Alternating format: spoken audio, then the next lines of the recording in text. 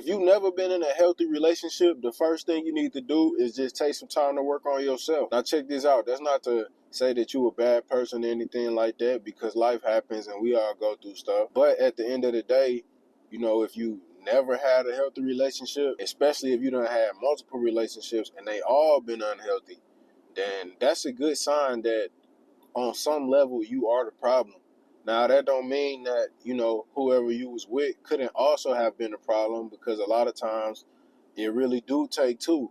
You know what I'm saying? And so more than likely, it was things that both of y'all was contributing that wasn't good for the relationship. But at the end of the day, regardless of what that other person was doing, if you find yourself in this situation multiple times, then that's a clear sign that there's something that you got to work on. Because hypothetically, let's just say, even if you wasn't the problem at all in the relationship, and it was just the other person that you was with, you still chose to stick with that person. And so even then, it's something about you. You will allow yourself to stay in a situation that's not good for you, which either way, that just means that there's something that you have to work on. But like I said in the beginning, man, in most cases, it's not just one person. Now, with that being said, though, the reason I say that you got to take some time to just work on yourself if you've never been in a healthy relationship is that more than likely, if you don't take that time to work on yourself and you just keep getting in more and more relationships, you just gonna keep making the same mistakes, and you slip right into it, because in the beginning, of course, the relationship is all good, and so you thinking everything gonna go good, and that's typically how it go. And then all of a sudden, little stuff start happening, and then more little stuff start happening, and then next thing you know, it's just the whole relationship done flipped upside down, and you never even saw it coming. But what's happening in that situation is that in the beginning, you're really just using a relationship as a cover-up. You got these things that you got to work on, but you don't really want to do that because it's uncomfortable for whatever reason, or some people just simply might not even be aware of the fact that you do have things that you got to work on. But you get into a relationship with this other person, and then next thing you know, you're just feeling all better. So at that point, now you don't have a need to work on, anything, because this person, so to speak, just make everything better. And that's where a lot of people go wrong, because what you're really doing is you're trying to rely on somebody else to fix your issues. And next thing you know, it's like you start to make your happiness this other person's responsibility. And that's the first place that the toxicity and all that stuff start, because you depending on somebody else acting a certain way, and all that. And then when they don't, it throw you off. And so that's the first thing you got to work on, which is basically just being able to own your own happiness and understand that your happiness is nobody else's responsibility, just like their happiness is not your responsibility. Now, obviously, in a relationship, of course, y'all should try to make each other happy, but at the end of the day, you are ultimately responsible for yourself being happy, and that person is ultimately responsible. Meaning, if that person is unhappy for whatever reason, it's not right for them to make it your fault. Not saying that it ain't nothing you could do to help them, but they still got to be willing to help themselves too. And even if, they really do just need you to help them, they got to be willing to let you help them. You know what I'm saying? But some people just expect you to just, automatically know everything that they need at all times and just be exactly what they need you to be and all that. And that's unrealistic, and they shouldn't do that to you, and you shouldn't do that to them. But the next thing you need to work on, though, is understand, how did you become that way in the first place? Now, for a lot of people, not necessarily everybody, but for a whole lot of people, if you are the type of person that you constantly attract in toxic relationships, that's a sign that somewhere in your past life, probably in your childhood, there was some type of relationship that you had that was not good for you, but you began to feel like that was normal. So what you have to do is you have to look back on, what was that? Like, was it one particular relationship? Was it multiple particular relationships? And when I say relationship, I mean any relationship with any person, not just a romantic relationship, but any type of relationship, right? So if you constantly attracting these type of relationships, then that's because that's normal to you. Or maybe you seen that. Maybe somebody else modeled that for you, right? But somewhere in your life, like you learn to, you began to learn that type of stuff is normal. So, you got to look back on that and think through that. You know what I'm saying? Understand what was it that made you feel that way, and then you have to kind of work through why that's incorrect. And if you want to learn how to start having healthy relationships, the very first person that you have to learn how to have a healthy relationship with is yourself. And if you never learn how to do that, then you never gonna be able to have a relationship with anybody else. And again, if you don't know how to have a healthy relationship with yourself, it probably comes from your childhood in one way or another. Because for whatever reason, you might have been forced to put your needs to the side, or you might have been forced to behave a certain way to meet somebody else's needs so that they can be happy. Or maybe you know, whatever it is, it got something to do with that. And I probably don't have to say too much, because if that has happened to you, then you probably know. And you probably already thinking of a specific person, a specific situation, and whatever else, because you know. So with that being said, you know, you got to work through that and understand that however you began to think and feel about yourself because of whatever you went through in the past, like, it's not true. So you have to understand how to look at that in a more healthy way, and ultimately just understand that it's okay for you to have certain desires and certain needs and to express what you want. And you don't have to sit there and try to make everything better for everybody else every time something go wrong. And whatever these habits that you done built, right? And then once you learn how to have that better relationship with yourself, which for a lot of people that could mean simply not being so hard on yourself, right? Maybe you have, you know, big expectations you had to meet, so you learn how to have these hard expectations on yourself all the time. And now you ain't willing to cut yourself no slack with anything. But if you can't cut yourself no slack, you definitely ain't gonna be able to cut somebody else no slack, which means you're gonna have these super unrealistic expectations for other people. And at the end of the day, you might have learned how to cope with those super high expectations, and you might learn how to uh, you know, perform well under them type of circumstances. But everybody ain't like that, and everybody, you know, you too hard on them. You expecting them to be oh so perfect and all that. Like, people can't handle that. You know what I'm saying? And that's not a bad thing, because ultimately you shouldn't have super high expectations for everybody like that, because everybody is human. So it's like you got to be able to come back down to reality and understand, like, this person is a person. They are imperfect. You are imperfect. You always gonna be imperfect.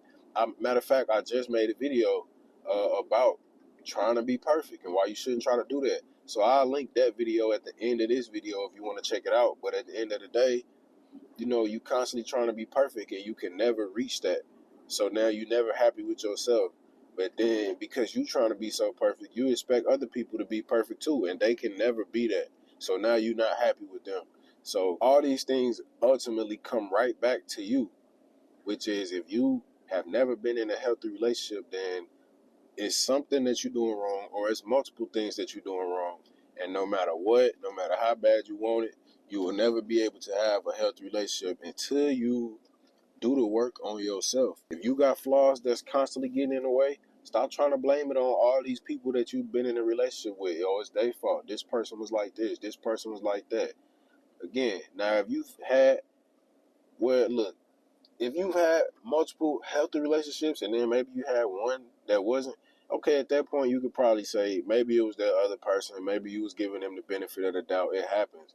But if this is something that's just been a constant thing in your life, then um, you know, it would be very wise of you to understand that you probably are the problem on some level, right? Why are you so inclined to you know, being in a relationship that's not healthy for you? If that's the case, if you're in an unhealthy relationship right now, you need to leave.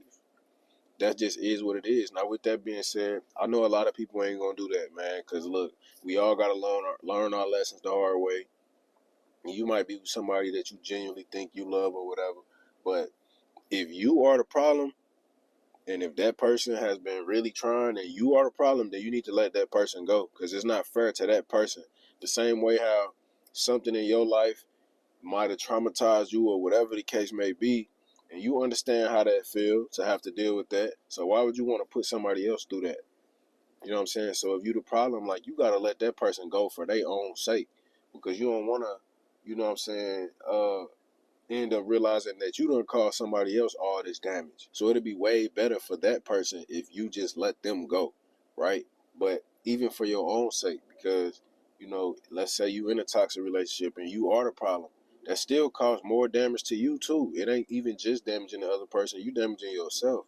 Because the energy you give in the world, it come back to you in one way or another. So it's like you just have to get to a point where you admit the fact that you are not ready to be in a relationship.